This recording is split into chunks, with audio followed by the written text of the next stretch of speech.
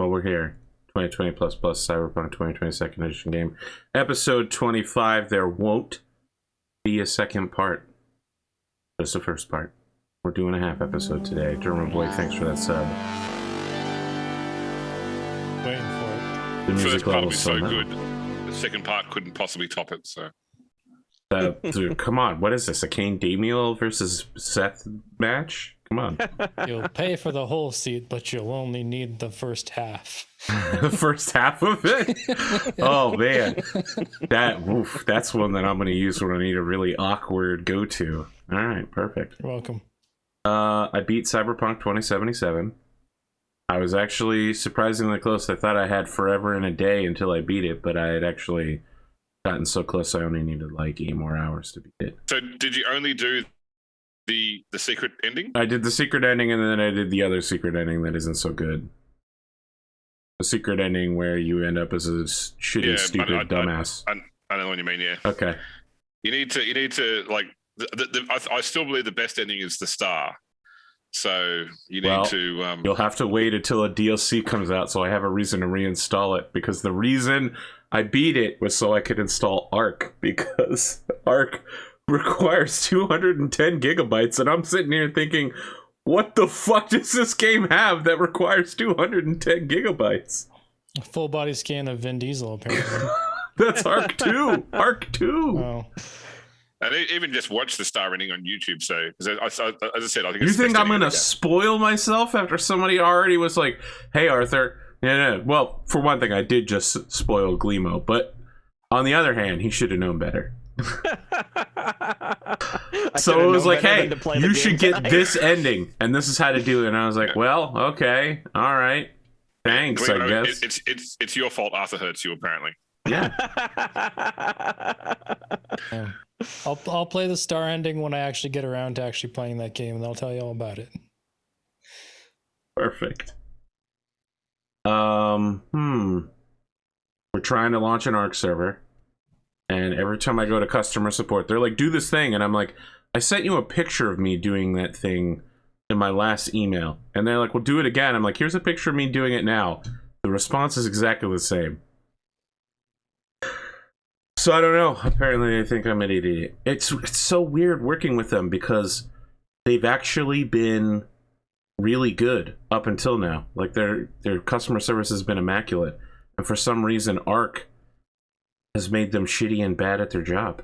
You gotta feed berries to a server to tame it, Wow, and then sounds like you know more about Arc than me at this point. So I know, like, I've watched some people play it. Those survival games are not my jam. survival games are magic. You can have them. I don't want them. Oh, all right.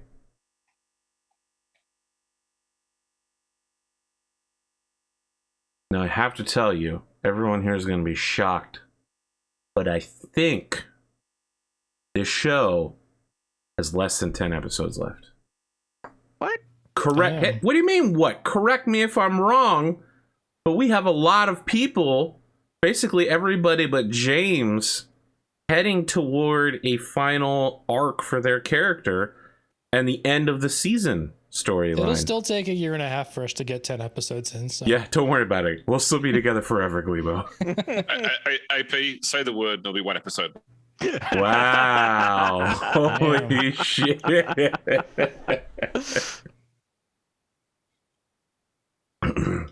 Rocks fall, everybody dies, I guess. Biscuit goes crazy and kicks Johnny Silverhand's junk into the sun. That's the secret 6th ending of 2077. Kick Johnny Silverhand into the sun. I would actually fucking love that. Not all of him, just his junk. This is revenge for my friend Mashed Nethers. Mashed nethers, damn it. Wow, that's a callback. So anyway, yeah. I mean, let's remind ourselves how this game began.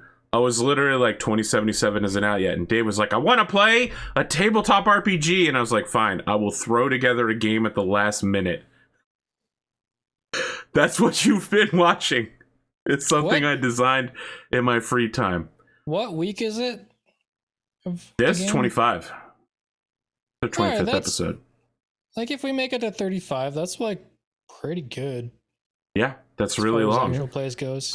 I've been looking over since our last episode all of my notes for how this show would go, and I was like, man, I included a lot more existential Buddhism and like philosophical musings and technocracy stuff, and it's basically just been following these guys around, watching them commit serious criminal offenses. I have not done enough overarching. I don't know if I really want to heave to that right now. Like, do I want to try to make it what I originally intended on the way out?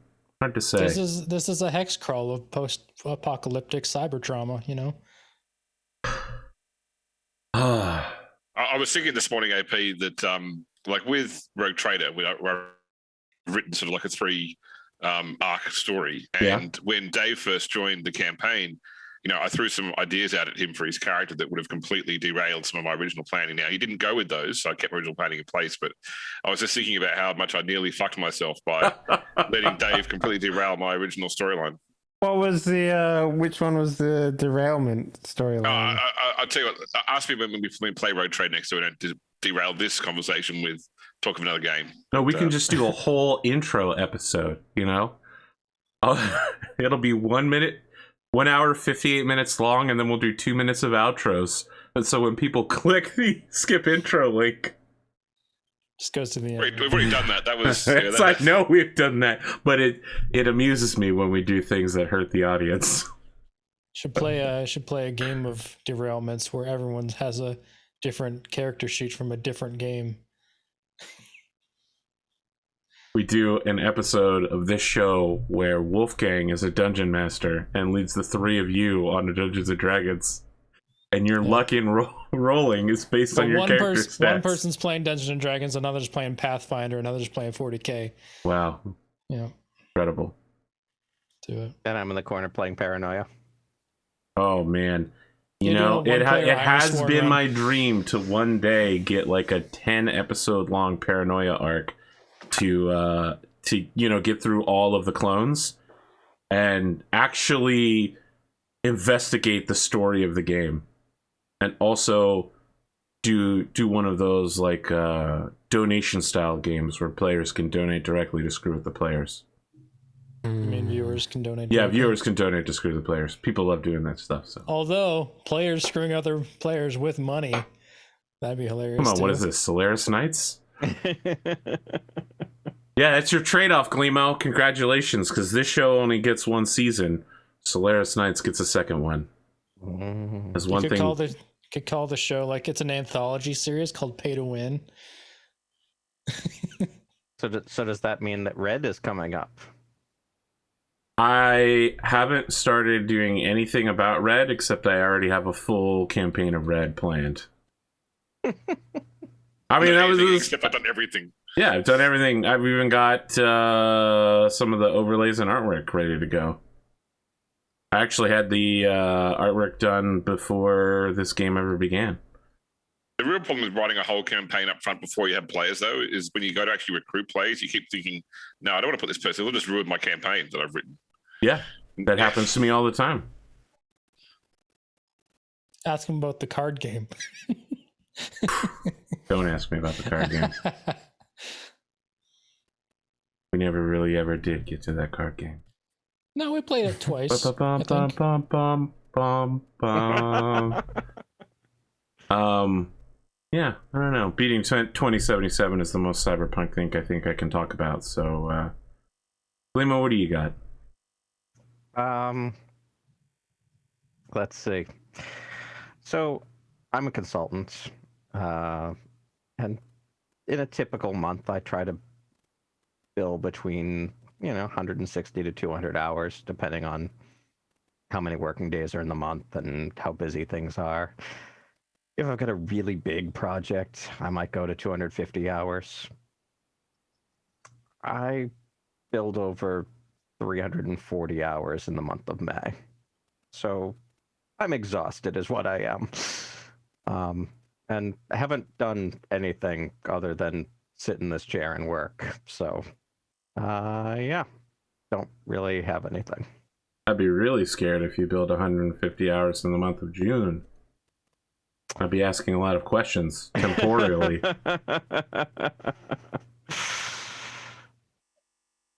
Yeah, that's me. All I got. Okay. Drumurboy, I know you released some hot new tracks in Wim's sick location. Yeah, I got finished the Kaneki Mysteries thing. That'll be debuting next Monday on the D&D channel. A lot of my music now is on YouTube, so if people listen to music on YouTube, because I know a lot of people do, you can got playlists of my albums, Up From Down and Tabletop Jukebox Volume 1, and then Trove is making its way there as well. Well, I finished the last tune for the SNES album, and then Can you add your music on YouTube to miscellaneous cuts of anime? That might increase your You viewership. want him to AMV? That's such an American thing, though, you know? He's Canadian. That's not cool. I make like really chill music. I'll just like rip clips of Valorant and make like a really chill electro jazz montage of other people playing a game. Yeah. I wonder if there's like, there probably is or will be a machine learning, like we fed this algorithm 100 or like 100,000 hours of anime to make an AMV, like put in your music and it spits out an AMV. That might exist already. Anyway, that's music wise, and then I'm another 80% through another commission that's kind of on hold until I can get my second dose in July, because it's a in-person thing. You know, record someone in person. So we did like remote recording for demos, and now we're just waiting on me to get my shot so I can actually have someone to the apartment to do live vocals. Ordered a drum kit, electronic kit for that project and a few other things that I'm gonna be needing it or wanting it for, just to save time. Speaking of temporally, I watched Tenet. Yeah, how was that? Or how will it be? It was fine. Okay. I feel like it might have been better served as a miniseries, because the first 30 minutes of that movie is like, you cannot zone out for a second or else you won't get what's happening later. It is worth watching a second time. I enjoyed it more the second time, knowing going into it, knowing what to look for as well. Yeah, after thinking about it, I'm like, okay, now I get it. Because the first time I'm like, why is he just walking through every obstacle? And then you start to realize, like, when you're at the end, it's like, oh, okay, get it. There's probably more, because like most of Chris Nolan's movies, not related to Batman, are that kind of thing. Interstellar, Inception, yeah. They usually have like a lot of what's that? they're cerebral. Yeah. What is it? Fucking where you hint to something before it happens, but it's not clear until Foreshadowing. Foreshadowing. I was gonna say foretelling, but he's really good at foreshadowing. So I still do think that 2.5 hour movie could have been like a 4-hour miniseries and maybe been better, but you know, playing a lot of Destiny still.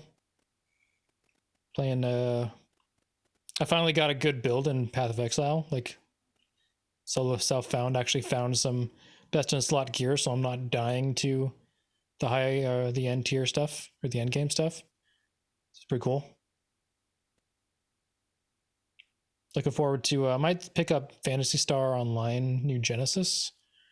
So that might be the grindy game that replaces PSO or PoE for seasonal stuff. So it's launching on the 9th, I believe, right before E3 week and all the crazy announcements that are gonna come out from the 10th to the like all the way through to July 6th, I think, is like the last of the E3 summer games fest wave or whatever.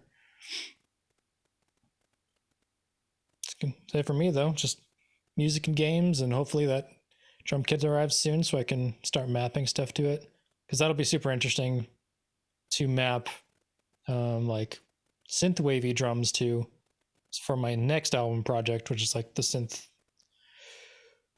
and distortion pedals and stuff like that, so I can make my own 80s drum kit and play it live. Be neat. I might stream that too, so stay tuned. Okay. Yeah. Speaking of staying tuned, Dave. Hey. So I mean, finished my, well, not finished. I did another session with my tattoo. That's looking pretty good. Just doing normal stuff other than that, really. I mean, I went to a starting to get on with the house buying stuff, and that's doing okay, I guess. I mean, it's a interesting time to try and buy a house, though, that's for sure. Interest rates are like super low right now. Like really low. Like over here in Poland, it's like 0.2%, 2.1%. So it's like the lowest it's ever been, basically. So it could turn around very quickly, though. Like in 2024, they're saying that that's when they'll like start readjusting things again. But I don't know. It's an interesting time, to say the least. And yeah, I don't know. Just doing new dad stuff. So that's interesting. And yeah, that's pretty much it, really. Oh, I started doing this thing with a buddy of mine where we like actually play video games in the same room together, which is it's a nice feeling to go back to how I used to play video games growing up. So basically, like, have you punched each other for looking at the split screen yet? No, not that. We mostly just like hot swapping the controller sort of thing. Like we just finished playing Resident Evil 7. Cool. So yeah, shit like that. We're probably gonna step in and try, like, because he's just got an Xbox with the Xbox Pass, so there's just tons of shit that I haven't touched. I think the next one we'll try and do is like Medium. That sort of like ghost talking game. I don't know much about it other than it was like averagely reviewed or something along those lines. So it's like tech. It was like proof of tech kind of thing more than a game, or one of those like demos that turned into a game. Just something like that. Yeah. Something like that. Yeah. And yeah, that's about it, really. I mean, I think I got another, so the tattoo thing, I got like another 7 hours left on that, and just finishing up like background stuff and like just going over extra detail shit and whatnot. And yeah, I mean, just doing the business, really. That's me. James. Yes, correct. That my invite to the intro, or just acknowledging my existence? Okay, no worries. I mean, I can acknowledge your existence if you want to. It's a very fate grand order thing, but okay, no worries. No, look, it's been pretty quiet for me, other than like lots and lots of work. Since we were talking about seeing movies, I went and saw Spiral from the Book of Saw at the movies last week, which was all right. It's more of an homage than a regular Saw film, and the twist in it was painfully obvious, like a third of the way through the film. So, but they tried to spruce it up with some big name actors like Chris Rock and Samuel L. Jackson. Other than that, I've been playing lots of Mass Effect Legendary Edition. I got Necromunda Hired Gun the other day, and I played a bit of that on PC. And my son's declared last night he wants to play the Old Republic MMO with the archery's finished, Knights of the Old Republic 1 and 2. So I promised him tonight we'd pull that out. So I was installing it on his PC during the day today, and Does that one you have make a character tonight. Does that one have like a remaster? I think there was a recent. Which one? Knights of the Old Republic. Knights of the Republic had a recent remaster on like you can play it on an iPad now. You played it on an iPad both 1 and 2. Right. But there's a guy right now who is currently, and it's actually gotten permission from Lucasfilm to make a animated miniseries on YouTube using the Unreal Engine of the story of Knights of the Republic 1. So he's got and created all the assets for the characters and the scenes, and he's been putting up his work in progress every week on YouTube, and I think he's planning to release it in the next like 3 months. Cool. Yeah, because I saw recently someone did the game Alien Resurrection. Somebody converted the entire game into a 5-hour movie, so you could just watch it like it was a movie, and they've added in extra scenes and got extra voice actors to fill in the blanks on the stuff that you don't see in the game. Cool. Yeah, nothing exciting for me. I got a new car, but I mean, people that watch Road Trader want that as well. So, yeah, nothing more exciting than that, Arthur. I'm sorry. Oh, So how does that? Are they like? Is it a mod that they're doing, or is he like animating everything? For which one? Sorry, the Old Republic one. Yeah, the Old Republic one. He's creating it all from scratch using Unreal Engine, but it's not a playable game. He's just. No, I using get that. it Yeah. Yeah. So it's like the what's the one for 40K that just got brought on by Games Workshop? Astartes. Yeah, the Astartes guy. Yeah. Something similar to that, but with KOTOR. So effectively, yeah, he was worried that he'd get sued by because Lucasfilm also liked to cease and desist a lot. So he actually reached out to them, and they came back and said, "Look, as long as you're not selling it, and as long as all the assets you use are stuff you created, even if they're just facsimiles of property from the original game, then that's okay." Cool. That's awesome to hear because like they're owned by Disney, and Disney has more lawyers than animators. So like, Yeah, you can't monetize the channel, for example, but you can't put it on Patreon. But yeah. I wonder if they're like testing it to see if it's good enough, and then like take it, pay the guy, put it on Disney Plus. I mean, I'm looking at the models right now. They're actually like not just ripped from the game. It's like Yeah, probably like he's actually remaking everything, and it looks kind of fucking dope. Not gonna lie, Yeah. that kind of looks really good. Yeah. It's amazing what like one person teams can do nowadays with like the tech available, especially like Unreal Engine is free to use. Like, Yeah, just and do it. Unreal is like, well, a lot of people get intimidated by Unreal, but Unreal's like the fucking easiest game engine in the world. Yeah, to they got like use. the blueprints node-based programming, so you don't even need to know how to program. like basically, if you're just like, hey, I want to make like a system for aiming down sight, you can literally go onto YouTube and be like, hey, follow my blueprint nodes, and it's literally like, oh shit, I made a fucking ADS system. Like, it's fucking so easy. But the problem with it is like, if you make it like a proper game out of it, it can get very bloated. Like it can get like quite unstable. But very smart programmers can really optimize like the blueprint stuff. Like basically, I don't like here's an example of how different Unreal and Unity is. Like a lot of people say like, oh, use Unity, so good, but Unity doesn't even allow you to have anything other than a static image as a loading screen.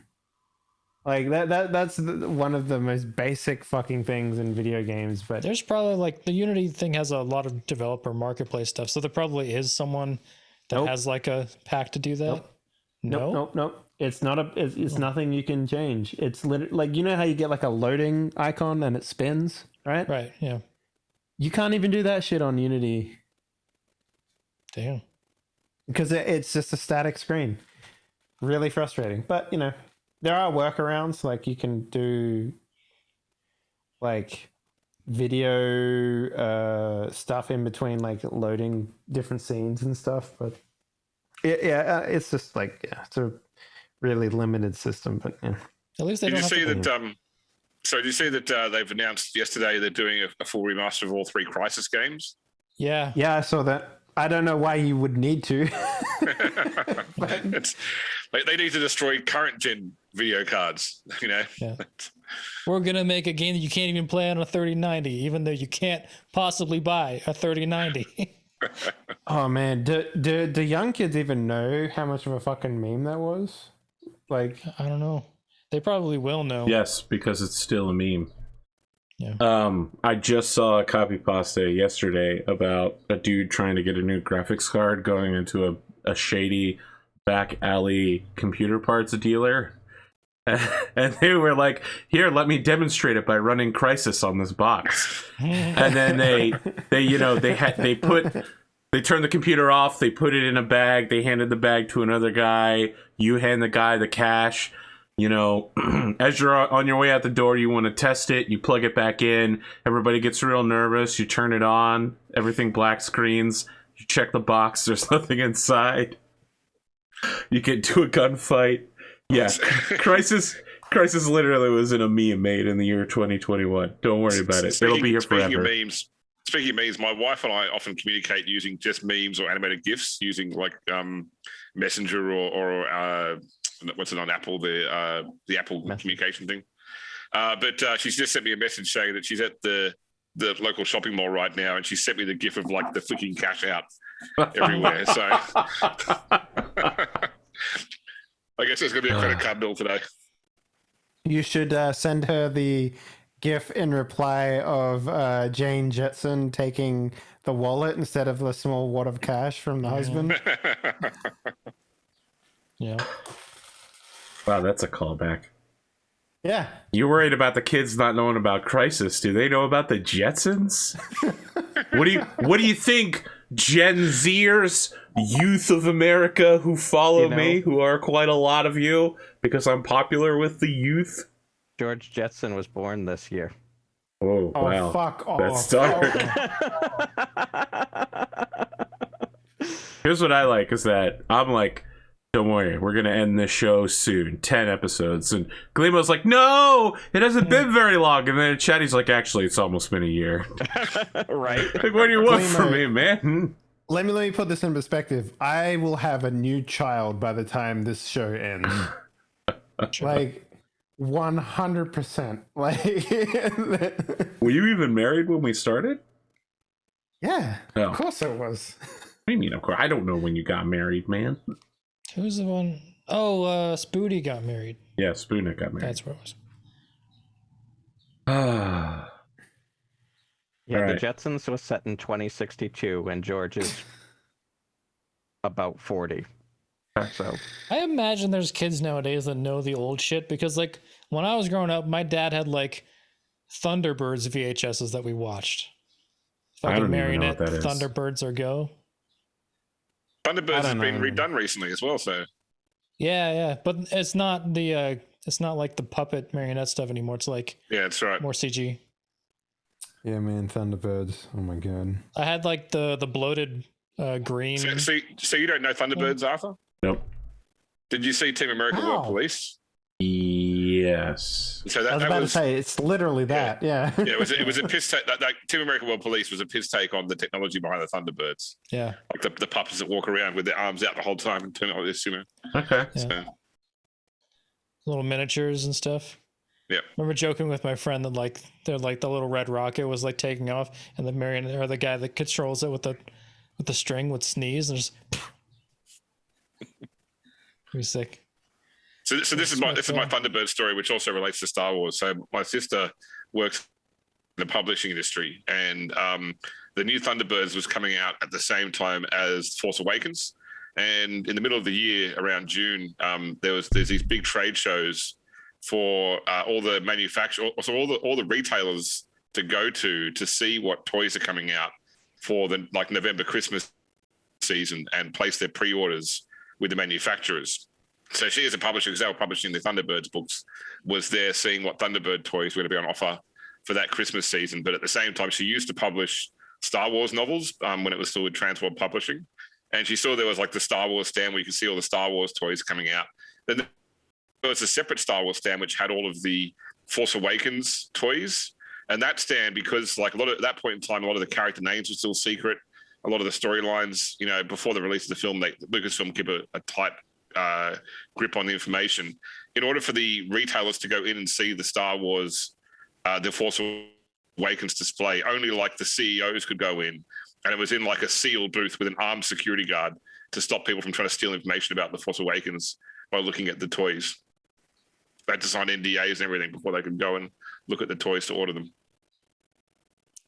This is Captain Phasma. They will be in exactly 3 scenes in the whole trilogy. Yeah, like think about it from that perspective. Like you see this sweet looking fucking stormtrooper army, like, oh man, that is gonna be the best fucking character. Or like you see Kylo Ren with his sweet helmet, and you're like, damn man, that's cool. But then he just gets his helmet memed off of him in the first episode, and you're like, oh my god. Yeah.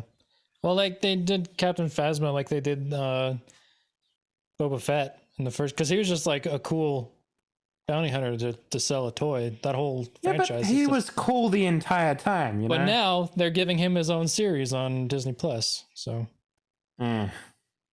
which is actually it's called Mandalorian, and it was awesome. So what you're saying is, Drummer, in 30 years' time, there'll be a Captain Phasma TV series. Exactly. And to think, Boba Fett started on the holiday special. Oh boy, the holiday special. Life Day to us all. Damn. Look, here's the thing about Phasma. There's a deleted scene between Phasma and Finn, where right before she dies, that is actually fucking excellent. And I honestly don't know why they removed it. Because if she can have a character, neither can he. Okay. I don't know where to go with that, man. Also, like Oscar Isaac. Poe was only supposed to be in the first movie, but yeah, but I was really glad that guy. Yeah. Everybody Which likes I'm that glad guy. they just didn't do anything with him because they didn't have a plan. But... No, they turned him into a drug dealer. Is that what happened in the last one? I never saw Rise of Skywalker. Oh, listen. So here's the deal. In the comics, he's the orphan son of 2 rebellion officers who died. Right, so he has like this very noble upbringing. He's been rebellion all his life, and then in the 3rd movie, they were literally just do a throwaway line where like, yeah, he's a spice dealer. He fucking runs drugs, and everyone's like, oh, you're a drug dealer, and he was like, yep, I guess so. I was like, yeah, okay. What about all that shit from the comic books where he was actually cool, man? What the fuck? I'm not only speedy in the air, I'm speedy in my nose too. Hey man, they had a lot of toys to sell, and everyone needed just a little bit of elaboration. So, well, at least it looks like they learned and they're doing more stuff, because like Ming-Na Wen from Mandalorian is now in Bad Batch, so she's probably going to make returns and other things. And then like Mandalorian season 2 introduced a whole bunch of animated series characters. It looked like they were going to do more with her in the Boba Fett series as well. I mean, she's a main character headliner in Book of Fett. Ming-Na Wen, that's Mulan. That's my girl right there. Oh, that movie sucks. Bo-Katan and Ahsoka. You, Dave. What the fuck is wrong with you? What, the new Mulan movie? No, she's the original Mulan. Yeah, in the anime. The Disney one. Yeah. I don't know shit about that new Mulan. Eddie Murphy going to show up on Disney Plus and take over. No, he's not. Yeah, the new Mulan movie was. No, we're talking classic Mulan. The Mulan. Classic is fine. Yeah, the classic's fine. The Disney classic. Apparently, the original Mulan is like more like the live action than not. But you mean the mythology of Mulan? The mythology of it, yeah. Well, I mean, in the mythology of Mulan, she kills herself at the end. So hold on a sec. So you're saying there's no jive talking dragon in the actual? Yeah, really? The actual mythology. I'm shocked to hear about this. Holy shit! Yeah, also, been to ancient China. Yeah, in ancient China, they were swinging. The original Aladdin movie was based on a book that became the direct-to-video fucking sequel to Aladdin. It's so dumb. There's so many sequels to Aladdin. I remember watching like 2 of them. There was one where he meets his dad. The Hand of Midas, the gold thing. Yeah, and like that has a little bit of the original book series that Aladdin was based off in the direct-to-home video movie. That was actually a really good movie, except for the fact that the genie is played by someone else, which fucking sucked. Yeah, But yeah, man, old cartoons, man. Don't worry, the genie being played by someone else and sucking is a thing they'll continue to do for a very long time. I feel like if they gave Will Smith more space to do his own thing, because like the thing is, you're not The gonna original be, genie was literally written for Robin Williams, so there's no yeah, way you're you can. not gonna be Robin Williams. Like you just gotta like let him be his own person. But they tried to remake. I don't know. I thought the Aladdin movie was pretty good, the live action, but it's I don't know. There was they changed too much of like the underlying story in that. It, like I don't know. It's a weird one. Like Oh, excited for Loki on the 9th. Yeah. That's about the. We've already been an hour in though, and we're only doing a half episode, so you're gonna play a game. I don't know. You guys want to play? sure. We could just keep doing intros. I'm always down with that. Will we get XP? Sure. I don't ever not give you guys XP. I we give just take the XP to the floating people XP who aren't now? even here, James. Can we get floating XP now? No.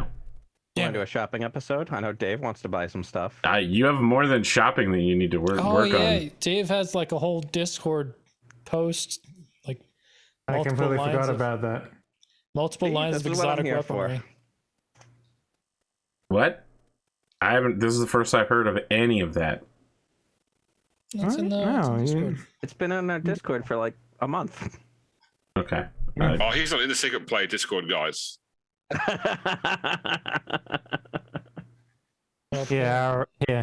Oh, I can't ban Yeah. it. I'll just reply to myself so you can just click on it. Yeah, it was before.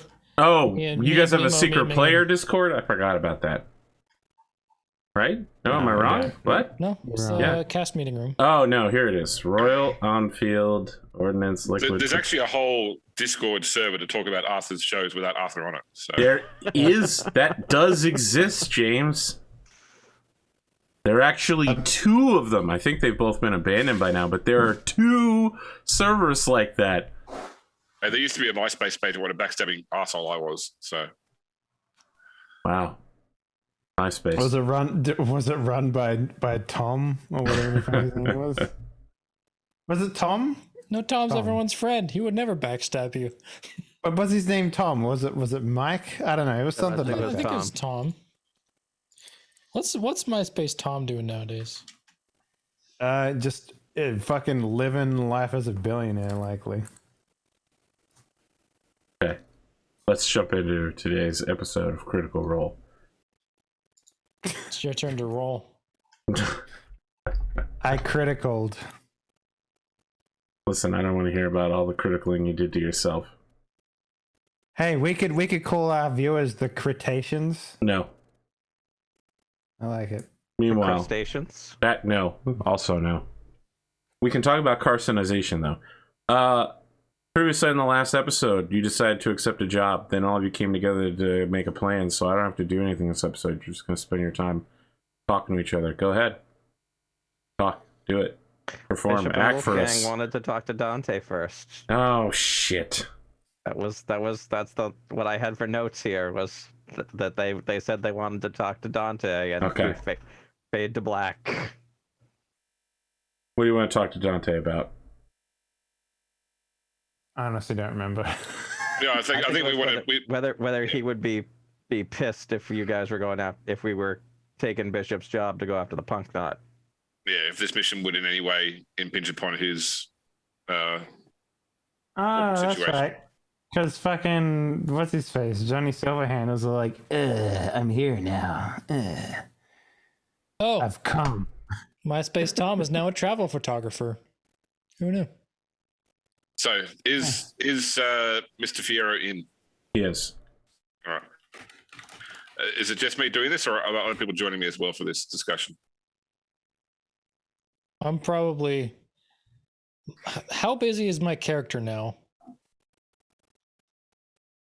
Because I'm like, You're in charge. You're as busy as you want to be.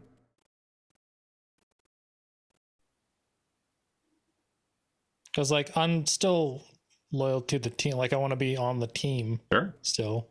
Yeah. So doing stuff. Yes. Is this a team meeting? Sure. I think we all met up in the We were meeting all in room the conference first. room, and Oh, yeah. I walked in. I bought myself some new duds. Yeah, and you stole our PA. My PA now. That is how theft works, yeah. Yeah, that's right. Step 1, erase memories and brain. Step 2, offer him lower salary. So I think that we're all on board with the general idea of the job, just provided Dante was okay with us doing this. So, all right, I'll go knock on Dante's door then. Okay. Dante will, after a few moments, say, "Yes, Mr. Bishop, come in." I'll go in. Mr. Vieira, thank you for your time. I won't take too much of it. I've had a side job offer that I'm considering taking outside of the hours I work for you, but it could be potentially a relatively impactful one on Redline City. I wanted to make sure that if I and the team were to accept it, that it wouldn't cause any undue distress for you or your interests in Redline. Interesting. That's not what I thought you were coming to talk to me about. Is there something else we need to discuss? My chief of security has informed me that he sent you a file that you have yet to read or receive. No, My organization's combined intelligence on 2 criminals. Yeah, they're a nuisance. One of those things that's. I'll deal with that in my personal time, and I appreciate the resources that you have attributed to me that information. Trust me, they won't be any problem for you or your business interests. But this other job, something I need to discuss. And what are the details of this job that it may affect this city? Robert John Lander, aka Johnny Silverhand. You familiar with him? I spent a lot of time in Night City. I am familiar with Johnny Silverhand. Oh, well, he's in Redline, and he is interested in acquiring the punk knot that the scavs below the plate are putting together. He's asked us to acquire it and bring it to the upper plate so that it can be employed destructively against Arasaka interests in Redline. That is unexpected. Really? Yes. I have to say, when I started this morning, I did not think I would be hearing that Johnny Silverhand would be attempting to steal a punk knot to destroy Arasaka inside the city. However... Sorry, that's true. Yes. I will do what I can to benefit from this situation as best possible. Are you sure you can trust this Johnny Silverhand? I'm sure that knowing what I know about the business he's been involved in back in Night City, I'm pretty sure he's on the level with what he expects out of this. I don't know what he plans to do with it once. He probably doesn't know what he plans to do with it once he's got his hands on this tech anyway, but I don't think he's in this to screw me or mine. I think he's in this to screw Arasaka, and we're a convenience for him. Well, I was an edge runner in Night City, so I can tell you for sure that Johnny Silverhand was known for screwing everyone in every way, and that his plans are rarely well thought out and normally end with a lot of casualties and a lot of backs being stabbed. Well, both myself and Wolfgang have our own issues to pick with Arasaka, so I won't lie and say this isn't a bit personal. But, I can, as I said, there's a biz side of this as well, and I just want to make sure that doesn't impact you negatively or that you are able to benefit from it.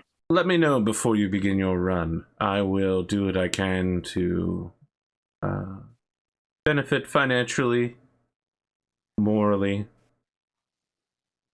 just about every way from Arasaka's failures here. Well, I wish you luck and try not to use any company assets. Of course not. All right, thank you, Mr. Fiero. Mhm.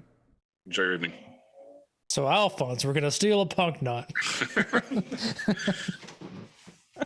So back to the rest. All right, we have the go ahead from the boss if we're going to do this. I need to let Johnny know if we're going to take the job. So I need to know, is everybody in, or does anybody want to get off the train at this station? When does this need to happen? I don't think that Silverhand's working on any particular timeline, but I'd guess it's as soon as possible without having an actual deadline. It sounds And like it's coming fast. I happen to live in the Arasaka residential complex along with my husband. So do we have any concrete information whether or not that Silverhand is going to be just relentlessly attacking all Arasaka Corporation activities, or where he's going to position it? Do we have anything like that? So we haven't made an actual deal as to what the pay is in this. All he's come forward with is the job, and we've got to work out what we need to make it work. Now, if part of that includes blacklisting, a certain part of Arasaka's premises from the attack, then we need to call it out. That being said, I don't know how much I trust him to keep to that. We obviously control the time frame when he gets his hands on the punk knot, though. So if you're worried we need to move yourself and Gus somewhere else to be on the safe side, that's also a possibility. But there is no moving Gus. He is very much a hostage. Moving him outside of the residential zones or within the Arasaka area would have bad ramifications. So I'm not sure how they control him per se, but he is definitely watched. That is for sure. So you heard what Silverhand did in Night City, right? Like Arasaka was irrevocably changed after that night. I imagine it'd be similar here. I mean, we're not talking about a tactical nuke, we're talking about a punk knot, but it's still a lot of noise, a lot of sound, a lot of lights.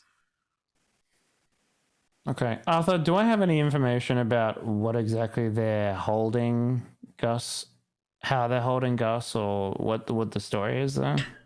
Yeah, I mean, like, if you try to remove him, they're gonna swarm down on you with a bunch of Arasaka kill teams. Mm-hmm. Okay. What I would say, Wolfgang, is that we're not the only edge runners under the plate.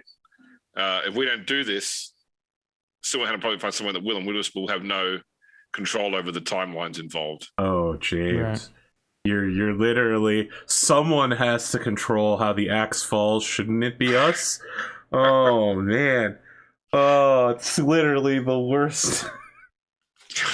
So bad. All right. I mean, perhaps there's regions of Arasaka that we can target that would make our lives a little easier in the long run. Look, let's I want to be sure that everyone's happy with this. So why don't you all sleep on it and think about what it is you would want to do this job. Keep in mind that I'm sure while Sylvan's got lots of money, he's also got a lot of influence both here and, well, anywhere in the States. So, yeah.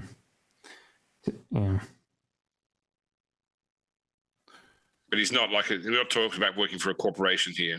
People, movers and shakers, we're talking about, other people on the edge, just well-funded, well-supported, well-connected people. So everybody go home, have a sleep, think about it.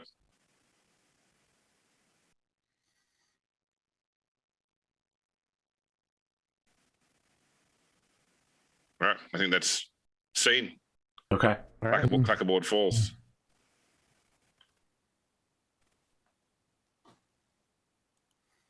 What do you want to do next? You guys are in control of this timeline. Wolfgang, do you want shopping done? Yeah, let's nail this shopping list then, I guess. I will go home and read the information I've been given about whether pepperoni and. Okay, so it's only accessible in your office terminal. Okay, well then I'll stay at the office and read it there then. Okay. Let the others do their like I've monopolized the scene so far, so let the others do their scene first. Well. So the things that you're asking for are basically incredibly rare foreign guns that are rarely exported. So you're gonna need a heck of a roll here, Mr. Fixer. I assume you want all of them cyberlinked as well. The second one is a rifle, right? It's been a while since I looked at it. Yes, they're both rifles. Yes, they're both rifles. Mm-hmm.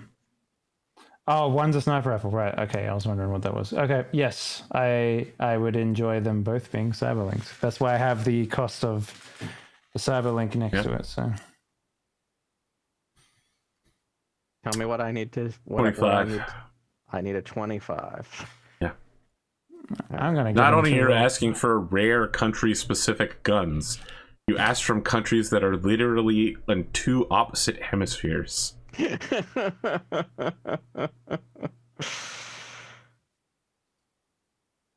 Hey man, I just went down the list. Well, it's not your problem. Glimo's. Yeah, exactly. Right. Is there anything I can do to improve my odds here if I put more money out there? Yeah, you know what? I'll devil's bargain this with you.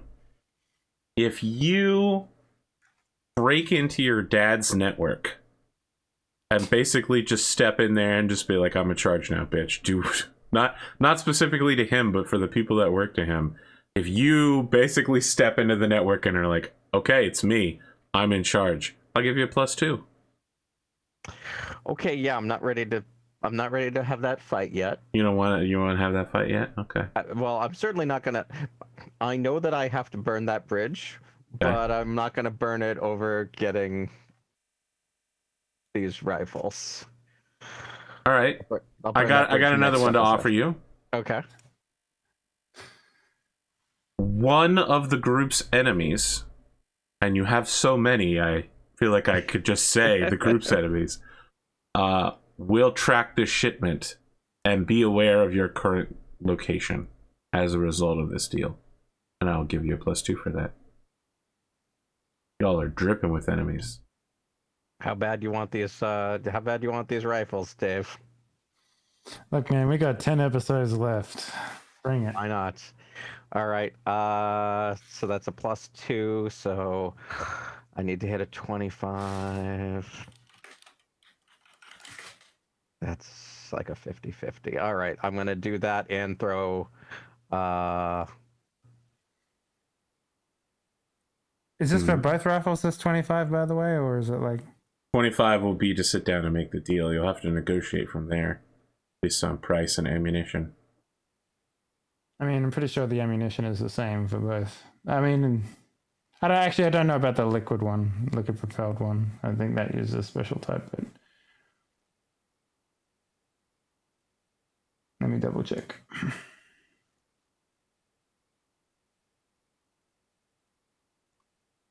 What are you going to do, Glimo? Why don't we tell the audience what's so special about these guns? What we're buying? Yeah, I will pull it up in just because to put in perspective, ladies and gentlemen, when I made this list for purchase, it was literally a month ago. So I'm looking for the Black Hand book. Where did I put it?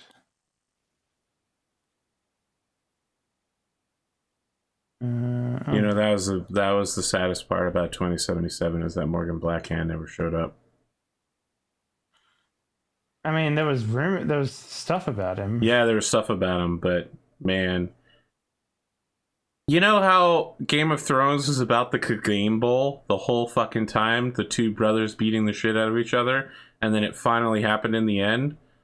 Morgan Blackhand and Adam Smasher beating the shit out of each other as old motherfuckers would have been amazing as a side thing. And Johnny Silverhands is sitting there talking about it. Yeah, Johnny's just like, fuck, man. My dick is so big. Anyway, looks like Adam Smasher's here. Oh boy, Adam Smasher. Let me say some mean stuff about him. Man, Adam Smasher, what a fuckable piece of meat. What? All right, I'm gonna make the devil's bargain that one of our enemies can find us, Yeah. and I'm gonna dump 3 luck into it.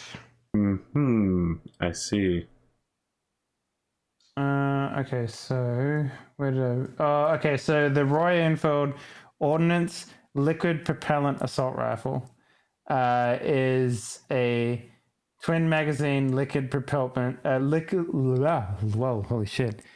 Had a stroke just then. Liquid propellant variable velocity assault rifle. So basically, if I remember correctly, there are 3 settings to the gun, which is low riot, medium urban, and high full combat. We're going for the high full combat, by the way. It has, oh my god, there's so many just fucking keywords in this thing. Okay, so the liquid propellant is a derivative ESA shuttle fuel, is injected into the breech under computer control. The amount injected depends on the velocity setting and range of the target. This information, maybe you can't have a cyber connection on this one. We'll see. Yeah. I don't know. It's a dumb space gun essentially. Do you know how people, when you buy like a brand new whiz-bang car, people give you shit about how all these new cars have so many things that can break down, like electric windows and electric, and climate control and all that sort of stuff. I think that if you buy this gun, Bishop's definitely going to give you shit about how there's more computer than gun there, and it's definitely going to be subject to failure at some point. This is coming from the gentleman that pointed the gun at his own head and blew his head off, right? the same man. Gonna go take a shot, and then all of a sudden you hear like a boop, and you look at it. So if they got 1% battery, it won't do it. Man, yeah. Look, your gun's just blue screened again. Yeah, it's got the proprietary Thunderbolt connector. Yeah. No, it doesn't have. It only has 1 port. It's got like 8 dongles hanging off your gun. It's the same port that you use for your headphone jack as well. So it's like, yeah, no Bluetooth and feature. So that's a 20. Sorry, the firmware in your ammunition is not compatible with the firmware in the gun. Oh, that was painful to hear. Oof. Did you say you got a 27 as well? I got a 27. Okay. All right. So smart bullet, dumb gun. Yeah. The battery on your gun blows up. You contact your network, and you find a gun dealer by the name of Ice Wraith who's willing to meet you. He wants to meet you at a burger shop on the south side of town in the residential districts, and there's a police station right across from this area, and you'll meet, and if he likes you, you'll do the deal right out of his trunk. And if there's any problems, he's going to call the cops on you. I'm at the burger shop. I'm at the police station. I'm at the combination burger stop police station. So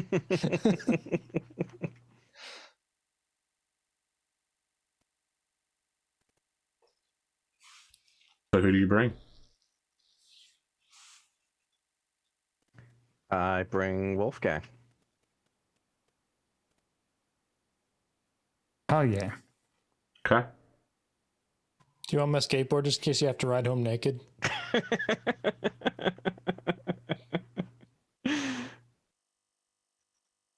I'm good.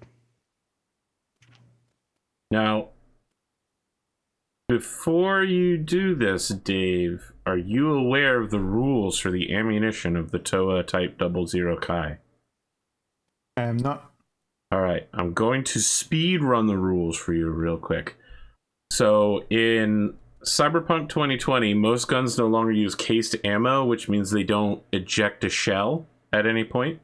The whole bullet is basically an explosive and is used to fire sorry, I said the bullet. The whole case is an explosive and is used to propel the bullet forward.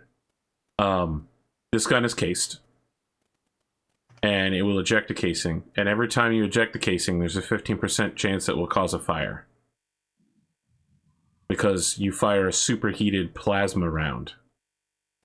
Number 2, if you attempt to fire the weapon when there's any amount of water in the barrel, it will explode, damaging everything within 5 meters.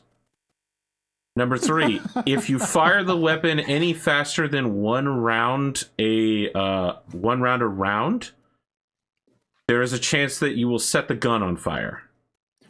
So this is my equivalent of like at the end of Dragon Age Origins when you have all of your potions Yeah. for the final boss fight. That's what this is, you know. Johnny Silverhand becomes an enormous fucking Megazoid at the end of the game, and man, if only we had that super powered sniper rifle to take him out from a safe distance.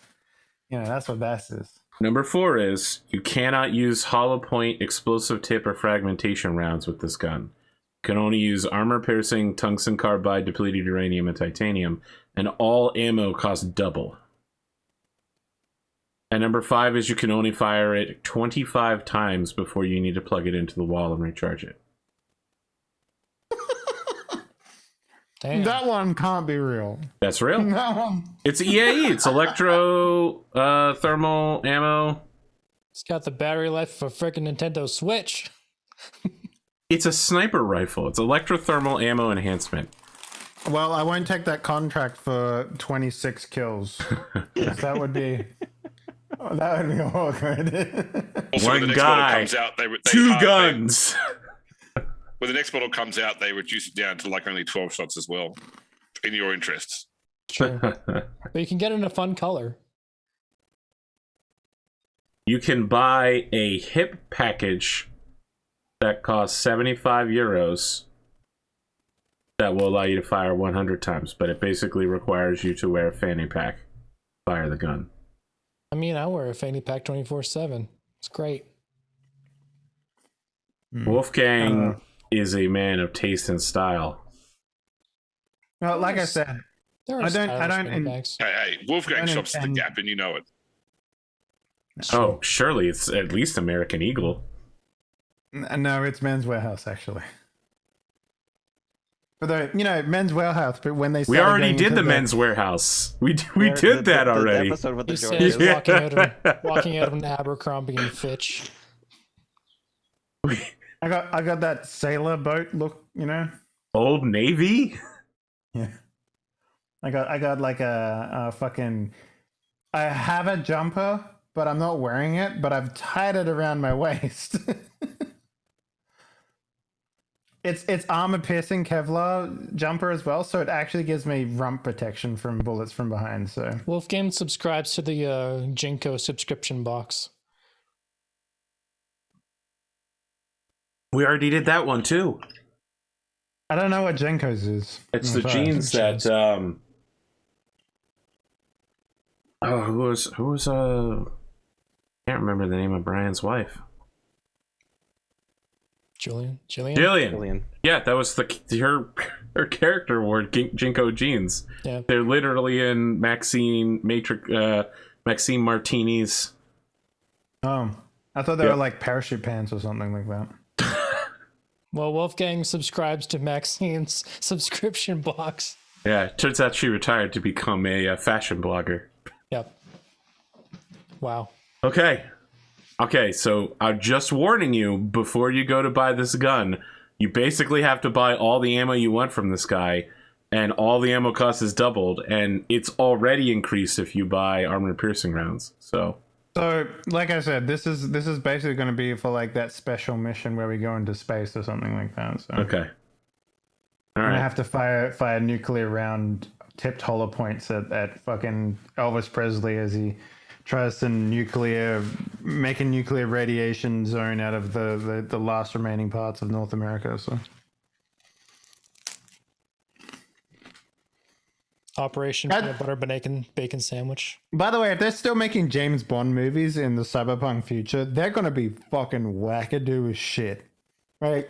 They already are wackadoo They as are, shit. but now they're owned by Amazon. All right, So we're even closer.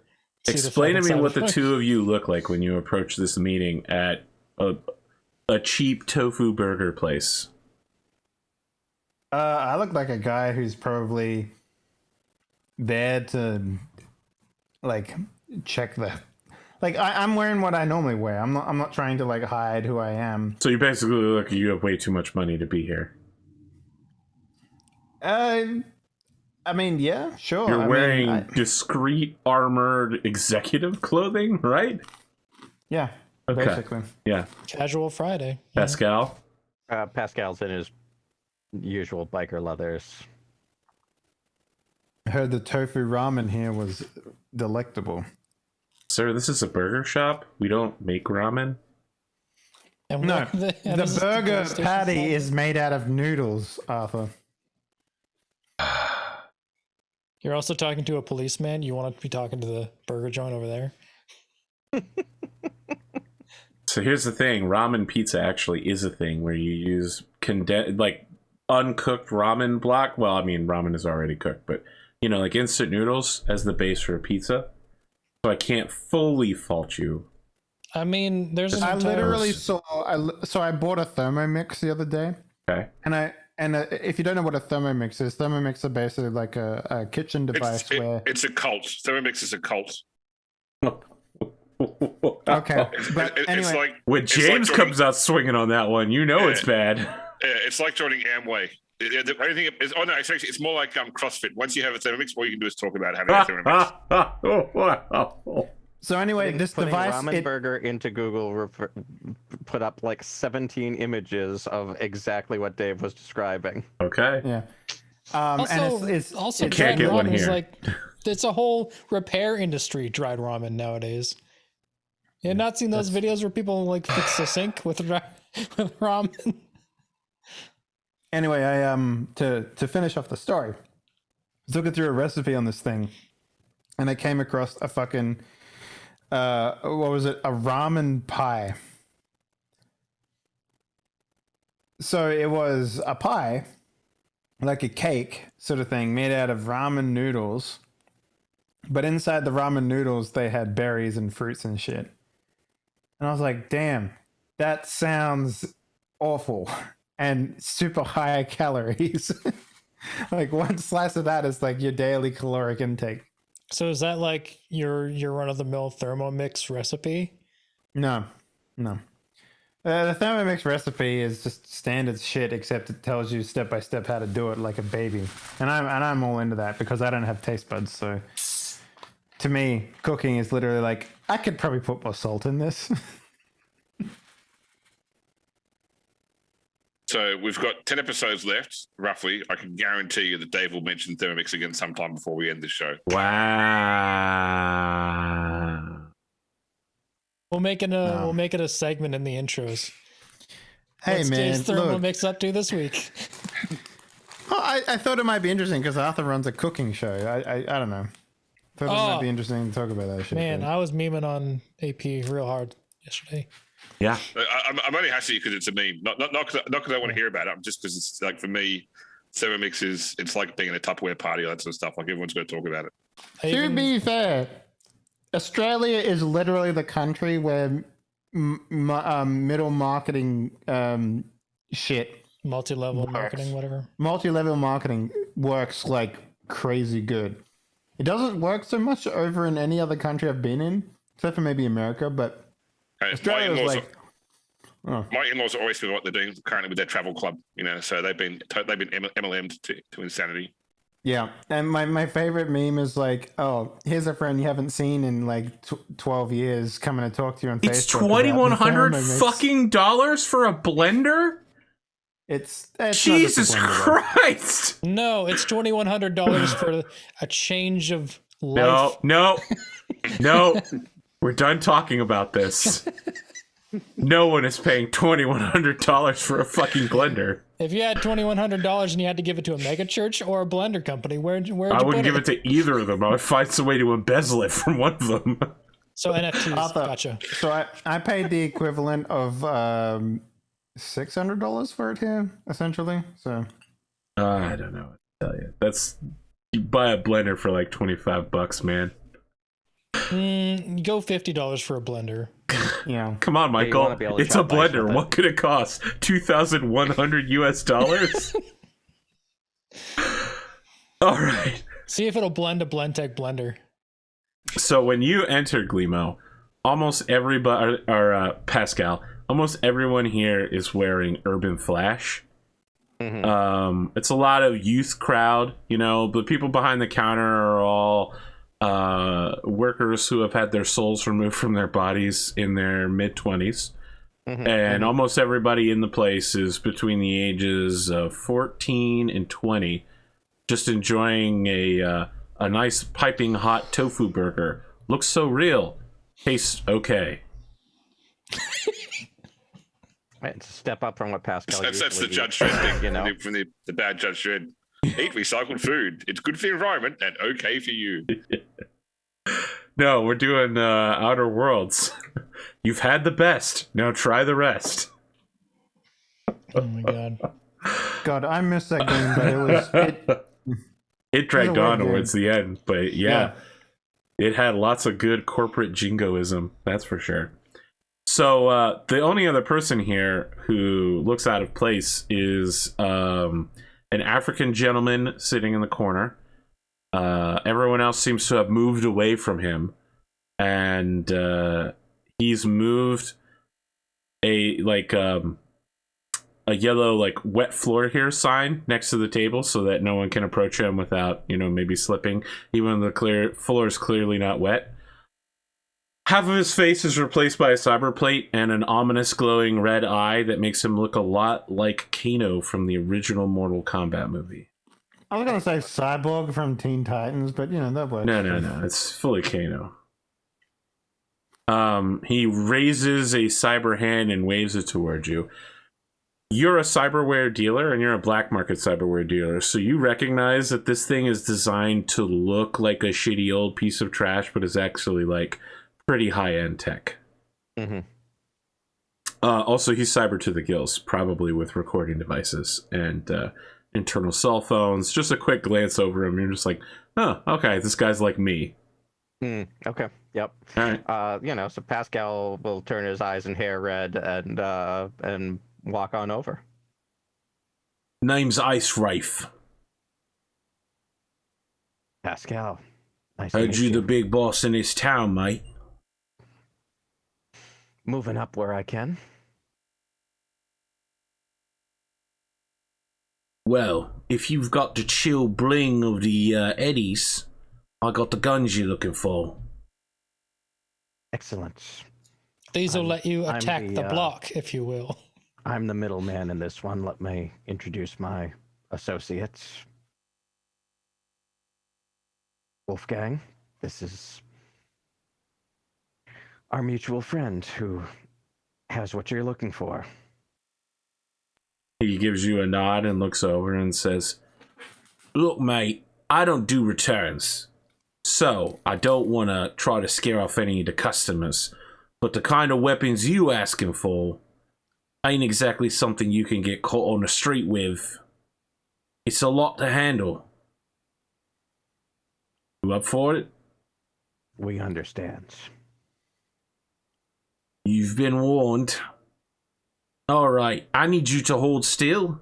Oh man, my accent is all over the place now. I can't stay. I'm trying to work what it's supposed to be. Some part of shitty England, Okay. It's an American actor faking a British accent. You keep on mixing between Sam Strippin and Charlton Copley. I don't know what any of that means.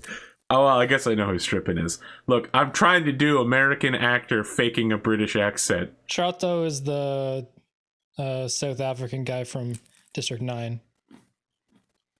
I Yeah, remember I that thought- movie exists. I thought you were going to South Africa at one point because you mentioned the guy was African looking. Yeah, So no. Trust me, you don't want to hear my Pretoria accent. It's not going to be good. I actually really love the South African accent, but I cannot copy it. Not like I'm doing a good job here, but it's so much worse when I. It's probably the one that. accent I can do. Wow. Well, he says, "I need you to stand still for a minute so I can get a pic of your face real quick. Run you through the network. You good with that, bruv?" Why do you need a picture? I don't sell guns to cops.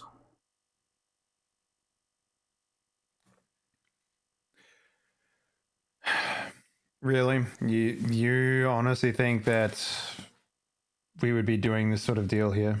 Okay. Like, do you want the money or what's going on here? All right, Pascal. This dude's like stands up and begins leaving. He says, "Thought I was working with professionals." Now, everybody just calm down. We've all done these types of deals before. We all know that we don't want our pictures out there. What do you think? I'm a fucking idiot? You I'm not just- going to be spreading your picture around, but I want to know who the fuck I'm doing business with before I sell them incredibly rare firearms that could get traced back to me. Look, I can tell you right now. this you're not isn't gonna a find fucking me. budget arms. You nabbed, you nickered from a vending machine, mate. I'm selling you hand-manufactured assault rifles. You're not going to find anything. You're not going to get anything that you want from taking a picture of me, Then you got nothing to worry about. except for the fact that you're taking a picture of me. I promise, Scout's honor, I won't send it to nobody I know. Well, shit. Why don't you take my scouts on it too? 'Cause you ain't got no rep. I've got rep. You do have rep. And that's why I know you know my rep. And if I fuck you, you ruin my rep.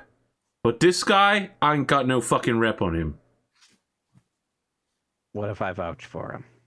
Oh, you're gonna fucking vouch for him. Yes. Okay. Make a fast talk and persuasion check. What's the DC? 15.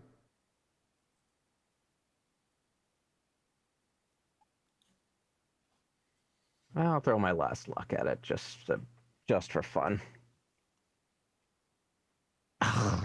Not enough. Nah. You big, but you ain't that big.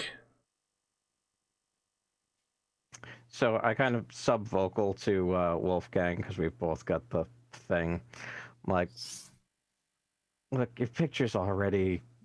We came in next to a police station. Your picture's already everywhere anyway. If you want the guns, that's the price of admission with this guy. It's Redline. It's not like your picture isn't everywhere.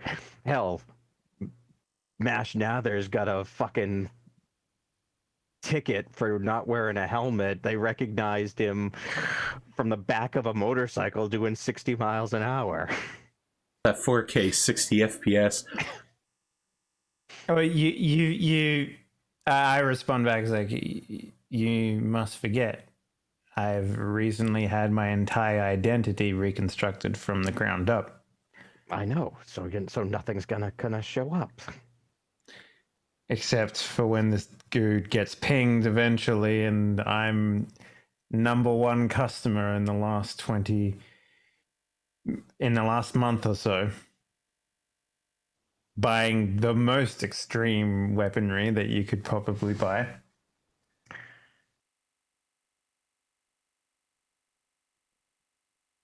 You're the one that wants the guns. It's that this is gonna be the price of admission.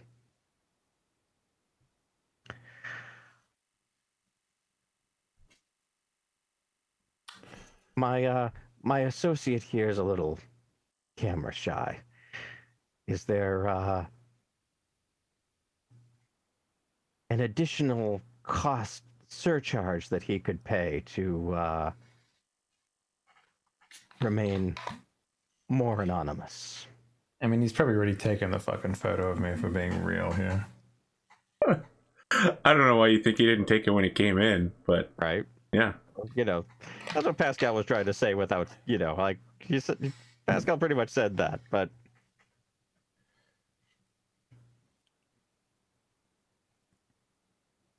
Okay.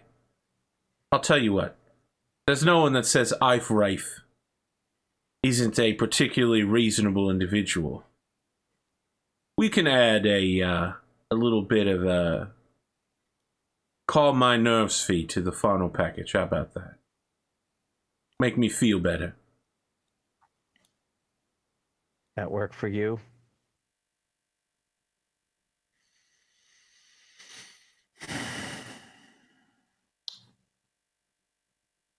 So let me get this right.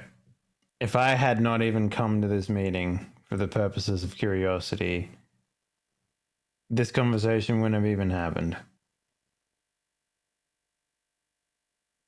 And now you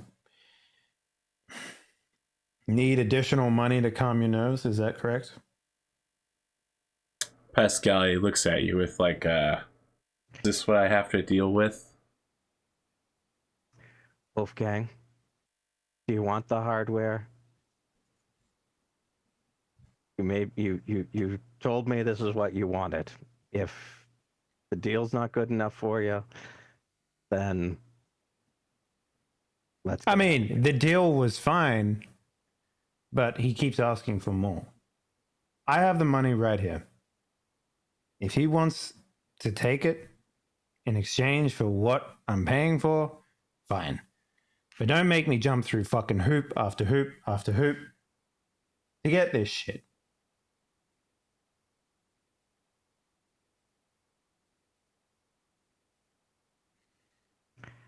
So, you know what? Actually, I'm going to lean over the table after. I'm going to be like, look, I do a lot of wet work. I do more shit than you could probably imagine. If you want a repeat customer, someone that will actually trust that you can get shit done and get the shit that I need, great. We can do business in the future. I will always have stuff that I'll need. But right now, you're making me really fucking mad for no fucking reason. And I hope you're aware of that. So you want to play ball? Let's fucking do it right now. You and me. I will give you the money. You will give me what I need, and we'll go away. That's it. Don't make it more than it needs to be. Okay. Let's make a roll. All right. Intimidation. Since you've already failed at this conversation once, I'm going to make it an 18. Sure, why not? What does the intimidation use? It's like, what's that? I think it's cool, is Cool. it? Yeah. Yeah. Okay, that's going to be a tough one for me. 18, you said? Yeah. We're about to find out that Wolfgang maybe isn't that intimidating, or maybe he is. I don't even wait. So 1d10 plus 10. I could maybe make it. I'll throw some luck in there. That's a 30% chance. I'll put 3 luck in there, Arthur Perkins. That is my Why name. not? That's a 60% chance. Nah. Wow. I rolled You rolled really a low 2. on that. yeah. Yeah. 2. He just turns to you, Pascal, and starts walking away. He says, "Look, thought I was working with the best. Ice Rafe doesn't get intimidated at his own gun game." He goes to start walking out.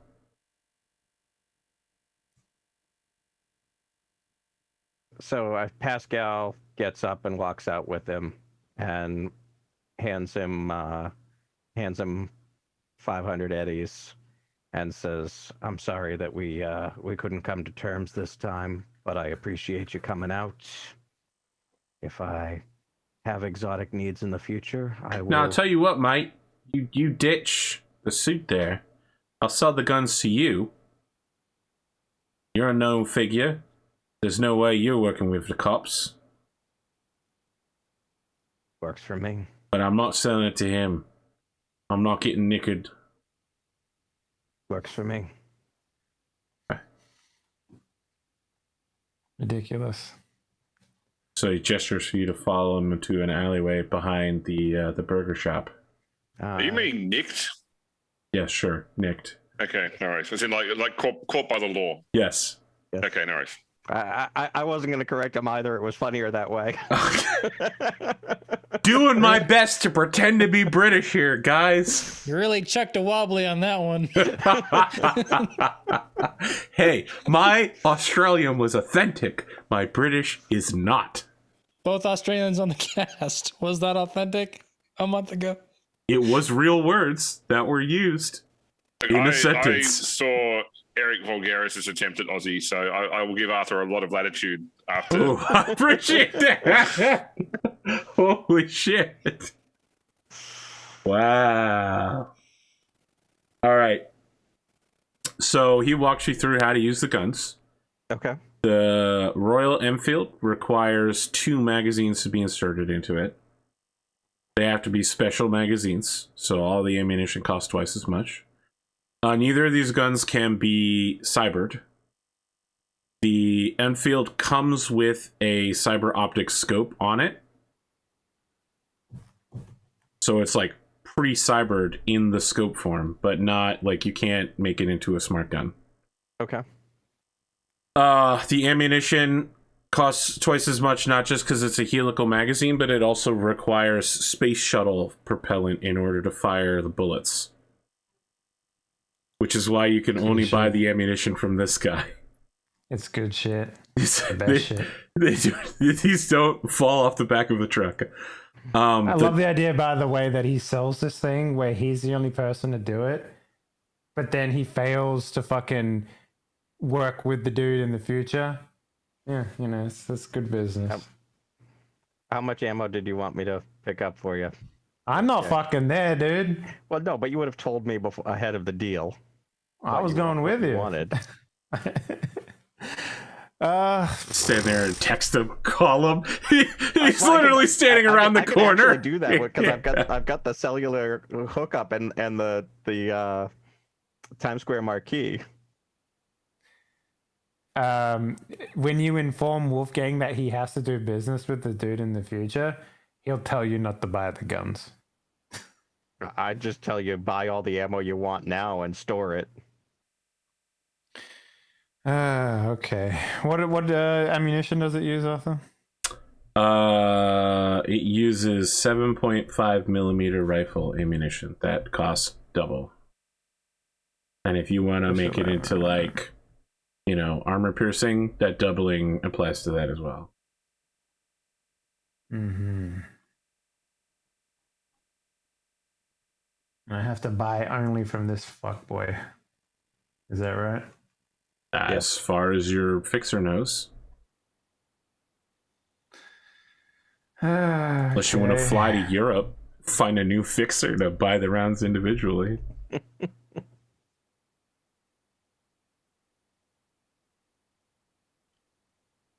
I'm trying to find it in the book here, the 7.62, but 7.5 millimeter. It's a rifle. It's a assault rifle cartridge. You pay double for. Oh, okay. Yep. So box 140 euro bucks. So basically 80 euro bucks for a box of 100. Is that what I'm reading? Sure. Plus a special refrigerator stored in. You definitely do not want to, accidentally get the liquid space shuttle propellant warm. Chuck in the trunk of your car. in the summer. Yeah. And a stylish fanny pack. Oh, that's a lot. If I wanted to get What's that? So.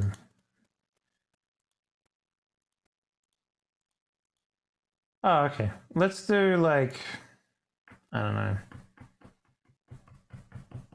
1,000 rounds. Okay. That's like 800 eddies, right?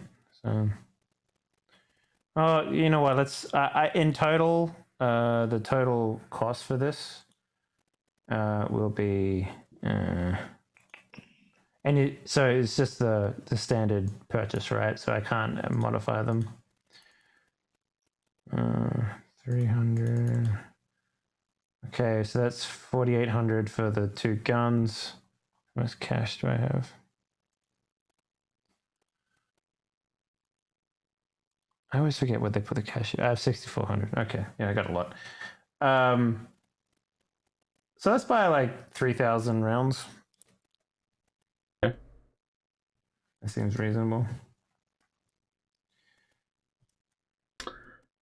He walks you through the TOA, which you can only get from the Japanese STF. It is already smart gun rigged, so you don't need to pay double to do that. And comes with a bipod. And uses standard 5.56. Sorry. I'm looking at the wrong one. I'm looking at the assault rifle one. Yeah, sorry. This is the one that uses the EAE. So yes, it uses 7.62 millimeter EAE. So your ammunition cost will be doubled. And if you want to make it armor piercing, it's then I think is armor piercing doubling it again. Half again. Yeah. Okay. Yeah, so he just walks you through it, and yeah, he emphasizes with great respect. So like he opens up the back of a panel van and drags the rifle out, which is incredibly long, and opens up its box and just like shows you all the places the gun will explode if you use it wrong, and just says, "Now look, bruv, the gun's cased ammo. So when you use it, you're gonna leave behind evidence for the cops. So if you don't want to get nicked, as they say in the country that I'm from, you need to police your brass before you leave. Also, your brass may spontaneously explode. Roughly 15% of the time observationally. You know the Japanese, they're very good with numbers." Excellent. All right, so for that one, so I'll also get 3,000 of the armor piercing rounds for the assault rifle. Do you want the fanny pack so that you can fire 100 rounds, or? No, I mean the sniper rifle will probably use like fired twice and then like packed up most likely. So, so how much is the ammunition for this one? It's double. Do you like the way you think you'll get through 5,000 rounds before it explodes? Yeah. No, I'm only gonna buy 1,000 rounds for the sniper rifle. What did you say it was? Heavy assault? It's 7.62 EAE, electrothermal ammo enhancement. Oh, okay. If you're going to shoot something more than 1,000 times with this gun, you shouldn't be shooting at it. Yeah, exactly. Okay, so it's 1.5 times basic weapon cost. Okay. So what is this assault rifle? But like, yeah, assault rifle. So it's what, like, what would that be, like 100 Eurobucks per 100? All right, I'm just gonna open the book. Yeah, it's 1.5 times, which is, What's 1.5 times? That's what the EAE ammunition costs. Is it? I have it's doubled, but okay. 1.5, yeah. It's on page 44 of the Black Weapon Handbook or whatever. Okay. it's called. All right. Yeah. Maybe we have different copies. So I'll just buy 1,000 of that. So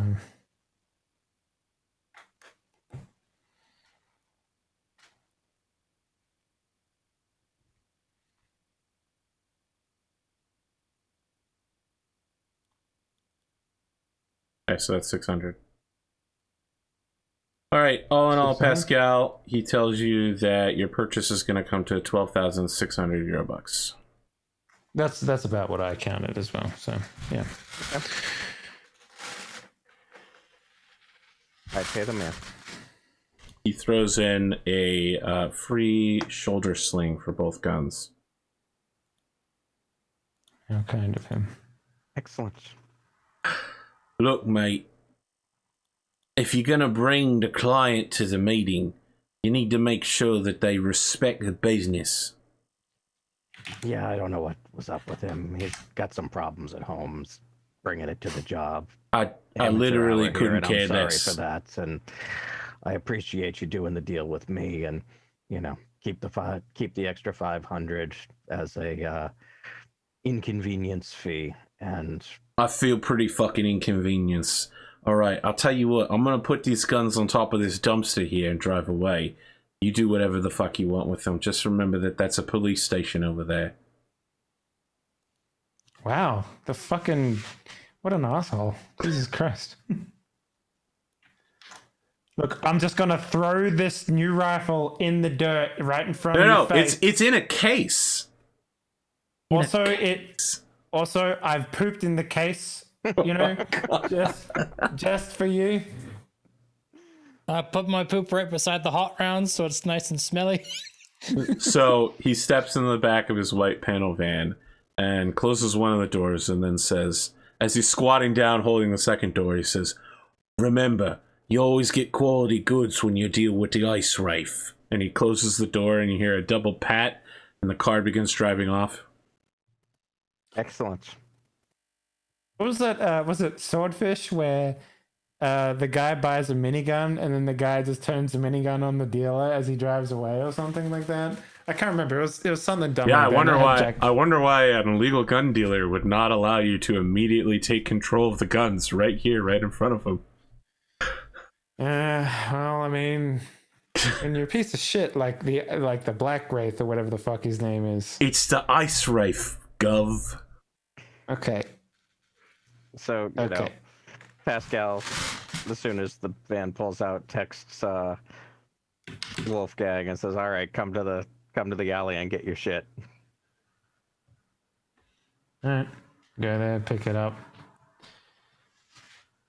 Well, so both of the shoulder slings have like a little icy Gengar on them.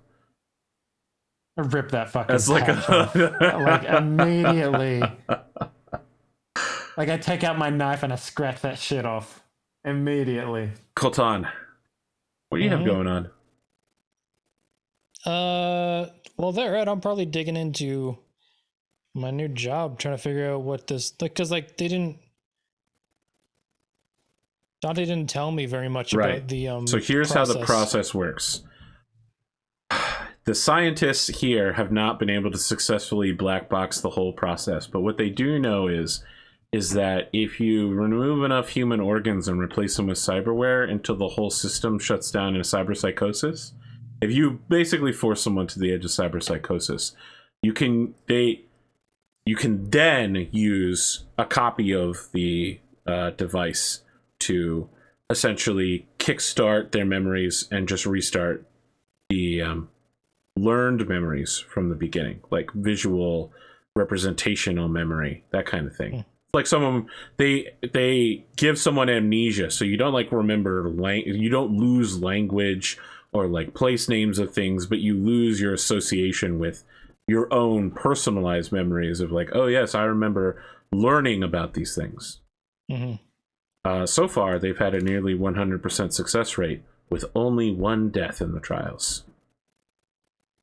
So I guess my main concern my main stuff going forward. At least for like, I don't know how you want to do this, because I'm going to improve the process instead of refine the process. Sure. Yeah. So instead of like actually replacing everything in a person, I just have to convince the brain that things are being replaced. Create like a pseudo cyberpsychosis, so I don't need to completely rebuild them from scratch. Wow. Like a phantom limb syndrome. Yeah, that's crazy. That's really good, because that would probably help this process out a whole lot, because the big problem they have right now in getting clients is telling them, they hey, need to like replace 90% of their body with metal. So one thing to remember is that your level of empathy controls how quickly you go into cyberpsychosis.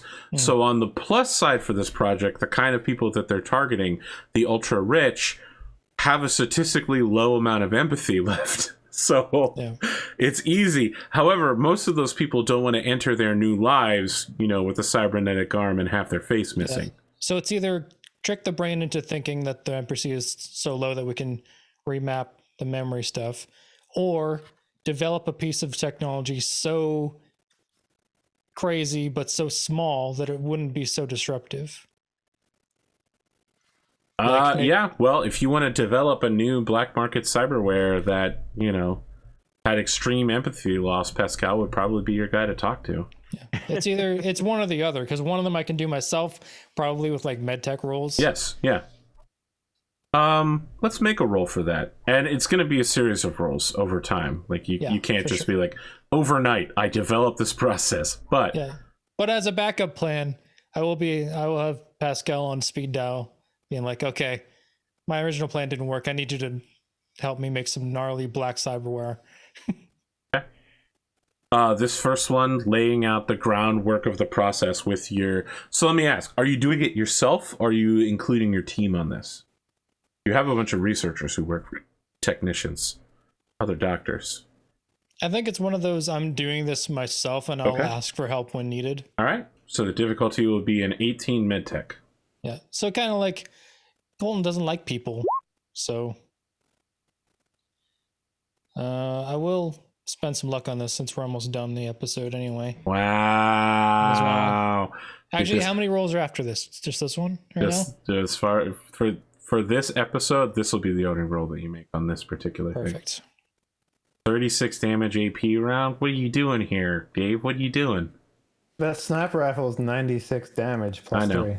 Yeah. Damn, dude. That's what happens when you shove a ball of hot plasma through someone's chest, yeah. Yeah, exactly. Okay, 26. You more than are capable of laying out what you need to do in order to make this happen. So you lay out the framework for I think actually, tricking the body. Like, you've started the bioelectrical engineering circuits that you would need in order to make someone believe that they are under cyberpsychosis. I think actually Alphonse is helping me with this, because he doesn't have any preconceived notions of good or bad. Oh boy. Well, no, that's the thing. He does have preconceived notions of what is good and bad now. Like, he's slowly developing a moral code. Yeah. What he doesn't have is preconceived notions on like technology or something. Like, if you bounce an idea off him, he'll be like, well, have you ever thought of it from this direction? Because as far as I know, no one ever has. Yeah. So maybe Alphonse will be like, because he's the current case on hand that has actually tabula worked. rasa. Yeah. Yeah. All right. Okay. I think that he wants to have a conversation with you. You've gotten far enough along in the game storyline that you trigger the friendship conversation with him. And as the two of you are finishing writing some data down, he says, I have to ask, how do you feel about this project morally? I think people have the right to forget what they want to forget. If this makes it easier and does not result in, you don't believe this technology will be abused to make more people like me?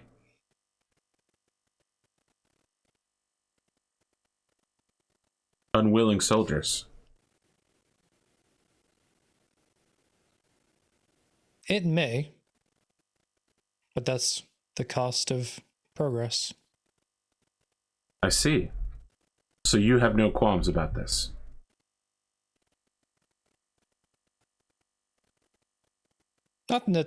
Not no qualms, but we need to figure out how to make this work before you put in safeguards.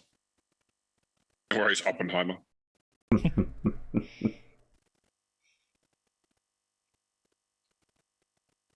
I imagine they didn't think too much about it while making the nuke until about halfway through. If they had thought about it earlier, then maybe they would put in some safeguards. This is why you're here. He stops you immediately. He says, I have been reading about the creation of the atomic bomb. I think you'll find that they had grave concerns at every stage of the process. But it had been debated long since the theoretical phase. True, but how much of the Earth's electricity is now dependent on the work that they did? How many people did it help versus how many it killed? These are the moral quandaries. Nothing is ever 100% good or 100% bad.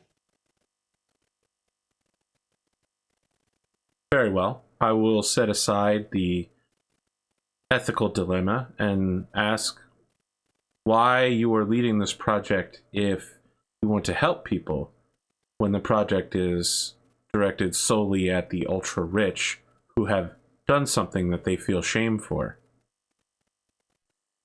Eventually, it could be offered to sufferers of PTSD. What about those who have knowingly committed wrongs and use this project in order to escape blame for their crimes? I don't see how being a perpetrator of a crime would somehow absolve the victim of the memories. If the victim wishes to forget, then that's up to them. No, the perpetrator. What if you were to kill someone and then choose to forget that memory? Your technology allows this to happen. Could someone be tried for a crime for which they feel no guilt for and have no responsibility in, since they have no memory of it happening? I don't see why not.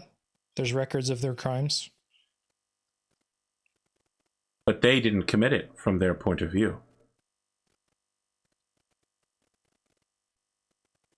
Again, this is why you're here, Alphonse. Safeguards. Maybe there will have to be an extensive background check on why they want memories removed. This is the forefront. This is a new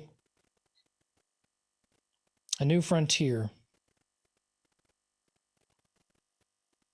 I'd rather it not become the Wild West. There must be rules. In the last Cyberpunk game, we just made Pokemon again. I know. It was great. It was actually great. I was literally like, hey guys, as a side project, let's make Pokemon. And everyone was like, you know what? Let's go with that. It's just crazy enough to work. Yeah. I'll bounce a question back to Alphonse though. Like, say someone in that position killed someone, went to jail for their crimes, learned like they are actually repentant, but the system is not very good at rehabilitating people. What if we could give them a new life? Does not I'm not sure that follows. You would need to determine whether one's memory gave them the crime or whether it was one's nature. We would need to do studies on individuals who were a control group study on individuals who were violent, and then what happens to them later should they forget their memories. Do they still continue their violence? Is it a learned behavior, or is it simply hard-coded into the nature of their brains? I've seen both Chuck and the Born Identity. So I think I have a pretty good understanding of how this works. Wow. I mean, Dave Alphonse, Traeger, you TV seem- expert. I've also seen that Michael Weston show. I forget what it was called. Burn now, notice. but- Yay! That's has- the question. If taking someone's memory of a crime makes them innocent of it, does adding in the memory makes someone guilty of a crime? My didn't God, commit. James, no one has even asked that question yet. But it's a like, good I guess one. I'll ask Alphonse, like, I guess you wouldn't know, but have you done anything wrong? If you had done something horribly wrong, would you want to be punished for it now? I will have to think on this. As far as I know, I've never done anything wrong by my own volition. Alphon reminds me of that fucking octopus from that JP show. Swan song. Oh, Howard the octopus. Yeah. By all Well, accounts of my past, I was a good man, a high school teacher. I was forced cybernetically in order to act as a guard. so And after that, and now you remain good, and you are facing, or you're I'm not- posing so he moral and ethical raises questions to me. a prosthetic hand and says, "Good is subjective." I didn't say that I was good. I merely said I committed no crimes as far as I know. And you're What the is one- good? What is right? What is wrong? Give me a sign.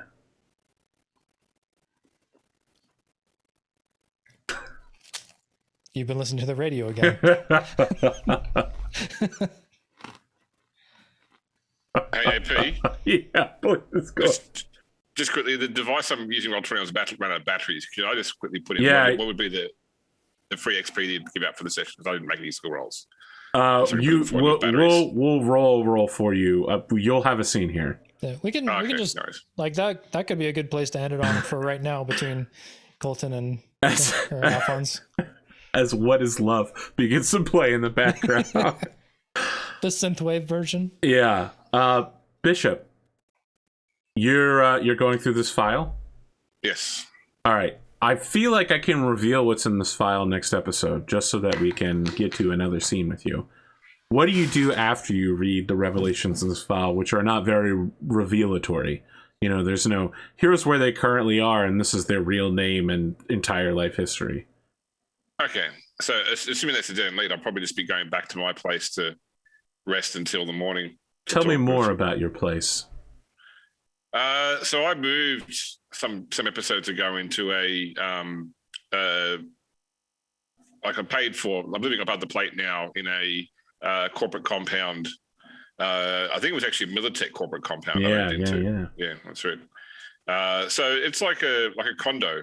It's only I think I got a four room condo. In a corporate zone with good security and upgraded all my locks, etc. So other than inside, it's entirely it's so Spartan. Like literally only the minimum furniture required to, you know, like a bed, a couch, a refrigerator, probably a television and a cat. You know, there's not a lot of personalization about it. You know, there's not a lot of sort of pictures on the walls or, you know, and it's neat because he has a cleaning service that comes and cleans. He has a service that comes and feeds the cat. You know, so it is literally a place to go to and sleep. And potentially watch a bit of TV, but it's not. It doesn't look lived in at all. It's like a hotel room. Where's the shower, though? That's the real question. I would like you to roll awareness with combat perception. Okay. As you approach your front door. So it's going to be. The welcome mat has a distinct landmine mass to it now. There are tool marks at your door. Someone has attempted to defeat all of the locking devices here. But they don't appear to have succeeded. I mean, I don't think you can tell that. Someone definitely attempted to do it, you know. Okay. So I'm going to have a look around out here first off. Like get up my pistol, walk around here to see if there's any sign of someone else that's waiting outside. There is one way to check that you didn't look at. Does the door say vacant or occupied on the front? What is he, a toilet? Yeah, as you walk up and down the way, like, someone else pops out of their door, and, buzz cut, white male, late 40s, sees you walking around with a pistol and goes, Second Amendment, not just for the rich, am I right, buddy? Yeah, is he like someone who else lives here? Is he? Yeah, he was popping out from his own apartment. Okay, I'll just say yeah and walk past him like he's not even there. I mean, Yeah, we have. You're going on a gun run. I'm coming with you. I love running with my gun. He's just like, we haven't met. And then you like keep walking. He's just, oh, okay. So it's like that then. All right, he closes his door again. You go to shake his hand, you hear a soft click. His whole body is a grenade. His nose is a grenade. It literally is a grenade. You can see it right there. I fucking hated that side quest. That's actually like some fucking proper, like... They did everything they could to not say that he was a bozo. Yeah. No. His name backwards. Bozo. No, that's actually based on like a real life, like, Norwegian or Swedish fucking, like, person or group or something, or like, it's a real character that exists outside of Cyberpunk. Okay. Apparently. Yeah. You look up and down this corridor. It's not like it's the cleanest kept place, but it's acceptable. And of course, there, everything is pure American suburbia. All up and down the corridor, it's no decorations, perfectly uniform white doors on white walls. Okay, well, I'll go back to my apartment and go in leading with my firearm, though. Okay. Clearing corners. You go in, you start clearing corners. You're looking around. Nothing seems out of place until you realize that you can't find your cat. All right, I'll look around for any sign of any. Well, I mean, look, there's not a lot of furniture for the cat to hide under. So you check the milk crate and the fridge. What else do you have? All the tool marks weren't actually tool marks; they were cat claw marks. Like,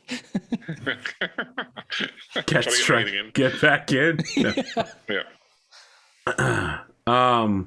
Eventually, you find your way to the cat's litter box, where you can see that there is some sort of stiff cardboard card that has been shallowly hidden underneath a layer of litter. Just so you have to put your hand in the cat litter box to get it out. All right, I'll pull it out. It says in cursive handwriting, "Seeing you real soon. MC."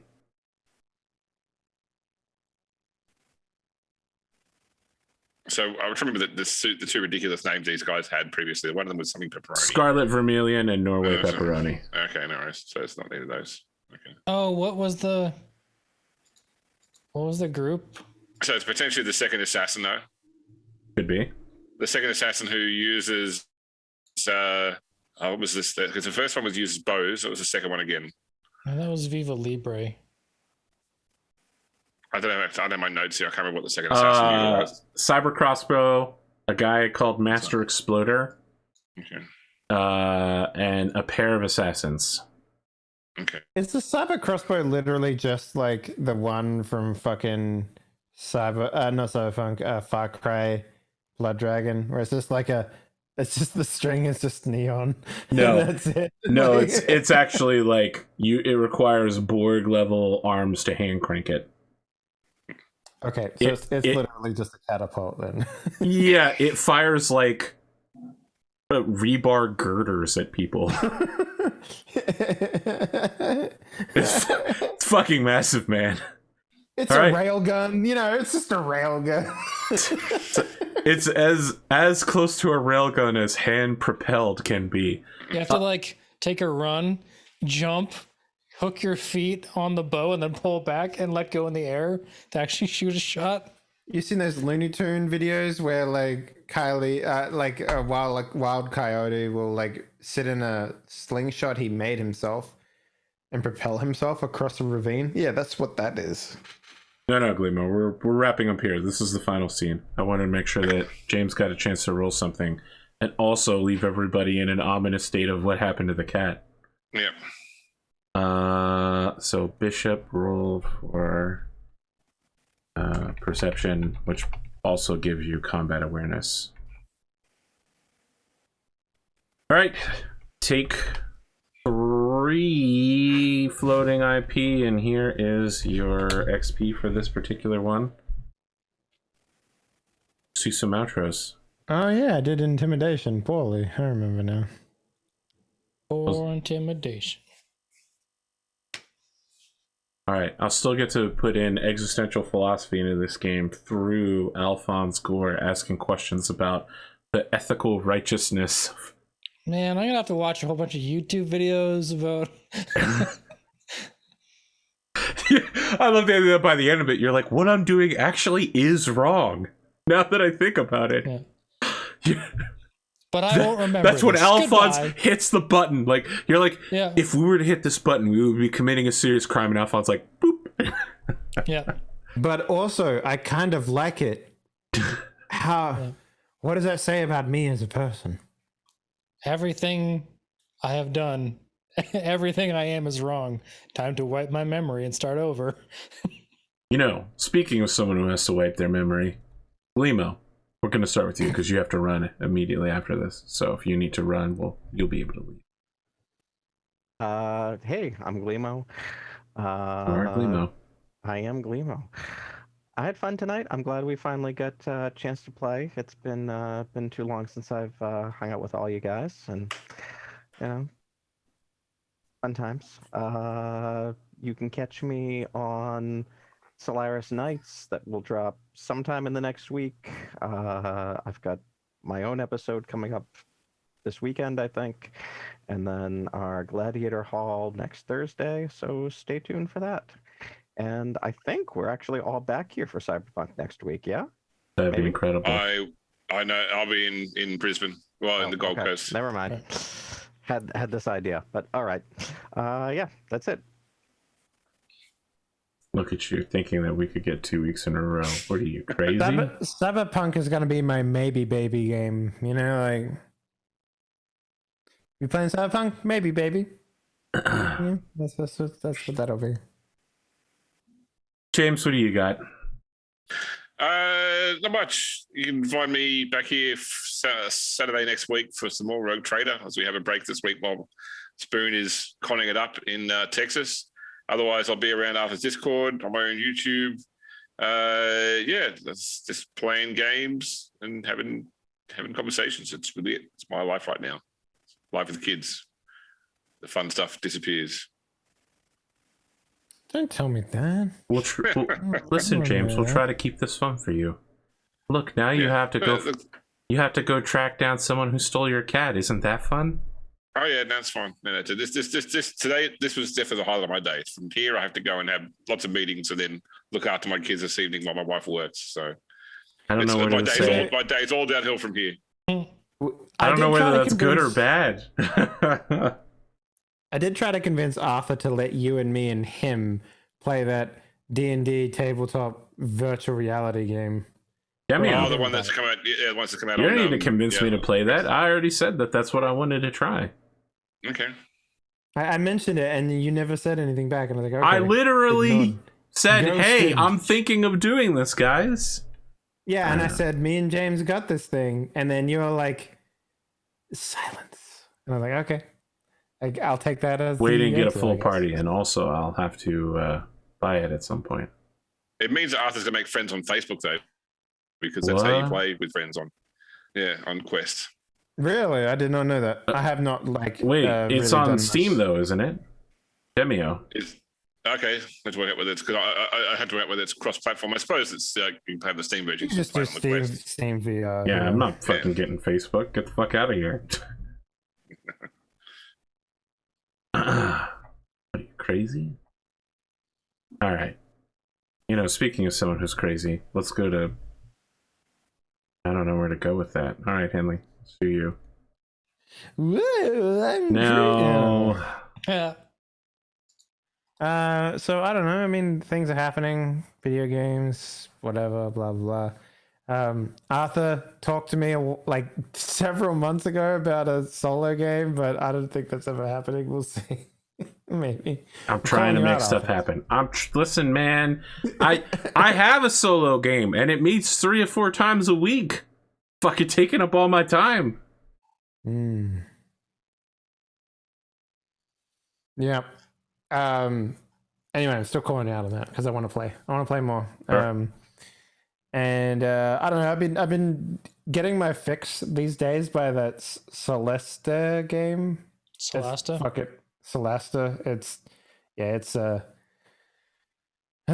game. That is like if you're like just wanting to play Dungeons and Dragons 5th edition one day. There you go. That is the fucking game. It's as close as you'll get. But yeah, I don't know. I mean, I'm still working on shit, still doing the thing. Yeah, that's it. Okay. Let's talk to Drumurboy, who is the Samsung waifu of our team. Oh my god, please. What? People are already getting VTuber rigs for that chick going. And not They're gonna only get that. sued. They're gonna get sued real big. Who? What? Don't worry about it. Samsung released a character for their voice assistant, and it literally took 10 minutes for them to get lewds of her on the internet because she's just way too popular. So crazy fast. Yep. Just absolutely crazy fast, and I don't understand it because she just looks like a girl. So there you go. You might not know VTubers, this, man. but most girls look like girls. No, but you know, there's nothing special designed about it outside the fact that she's wearing a Samsung employee T-shirt. That's about the extent of it. Most girls look like girls, unless you're that one guy on Twitter that was complaining about Aloy. And then, Dude, what a fucking moron! Jesus. I will show you a picture that I found of that, which is fucking. Is it Riker? No, that's pretty funny though. It's pretty good. No, but there's like that YouTuber that eats weird shit, and it looks 1-to-1 identical with Alloy. It's crazy. I'll see if I can find the picture again. No. Anyway, I'm Drumurboy. I make AP cringe on a weekly basis, monthly basis, I guess. Yeah. Try bi-monthly basis, I think. Yeah, whenever, you know. I'm like a subscription box that's unreliable. But I make music also unreliably. A new thing is coming out on Monday, and whenever the art gets done for that, that'll be up on streaming services. Look at my YouTube for my past releases. If you listen to YouTube, if you use YouTube for music, because I know a lot of people do. Otherwise, it's on Spotify and all those other places, as well as Pretzel. All the roleplay stuff that I did from Court of Swords up until the end of roleplay is going to be on Pretzel very soon. Got the go ahead from JP on those. So if you use Pretzel, there are going to be 20 new tunes up there very soon. Other than that, just going to continue to make tunes, continue to play games. And after this SNES thing, I'm probably going to be writing the majority of at least the sound design part of the new synth album on streams on the weekends. I'll be doing like more arrangey stuff and making it cool during the week off stream. But if you want to come out for the sound design part of it and maybe the drumming part of it, I'll be doing that on the weekends whenever that starts up. More on that when I know. Okay. Thanks for watching. All I've got for outros is to say that my hope is that one way or another tomorrow night we'll be able to launch the ARC server. I'm trying to launch it for 30 hours now. even though I wouldn't have gotten to play it at all today, every one of these motherfuckers is so thirsty for it. They're just playing on other servers now. Ark is a lot of fun, man. Well, I enabled special fishing extras just for you, Dave, because you're like, I'm gonna get a boat. I'm gonna live by fishing. I'm Dave. That's what you sounded like. I mean, fishing is an incredibly powerful tool to help the entire server, by the way. That's what makes it so interesting to me in Ark, because when you fish, you actually fish up blueprints in that game, and you can get some pretty crazy powerful blueprints. If Has you there been a fishing roguelike yet? Yeah, it's called Cat Goes Fishing. There's Cabela Pro Bass Tour. Does it have a roguelite mode though? I don't know that like where you go for it, like you do a run and you have like one bait. Like if you fall out of the boat, you die. Like Loop Hero with fishing. I don't know. Have a good night, audience. Later. What the fuck?